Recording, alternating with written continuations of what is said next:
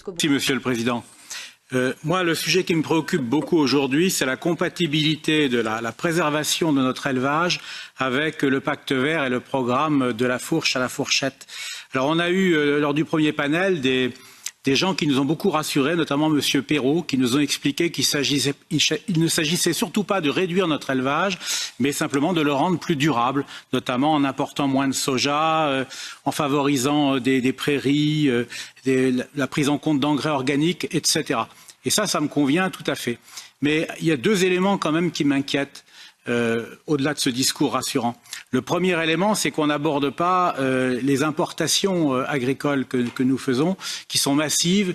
Les traités de libre-échange les favorisent et ce sont des produits qui ne respectent pas toutes ces normes environnementales. Donc c'était quand même ça un sujet qui était le grand absent des orateurs aujourd'hui. Et puis le deuxième sujet qui me préoccupe, c'est ce qu'a dit à l'instant la chef d'unité du programme de la ferme à la fourchette, Madame Nicolas Kopoulou, qui a quand même dit qu'il fallait moins de production de viande. Et ça me semble un peu en contradiction avec ce que nous a expliqué tout à l'heure Monsieur Perrault, qui représentait en quelque sorte la science aujourd'hui.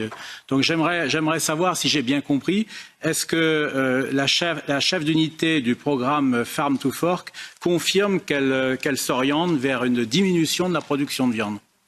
La stratégie prévoit que nous devrions consommer moins de viande rouge et moins de viande transformée et favoriser davantage la consommation de fruits, de légumes et de produits végétaux.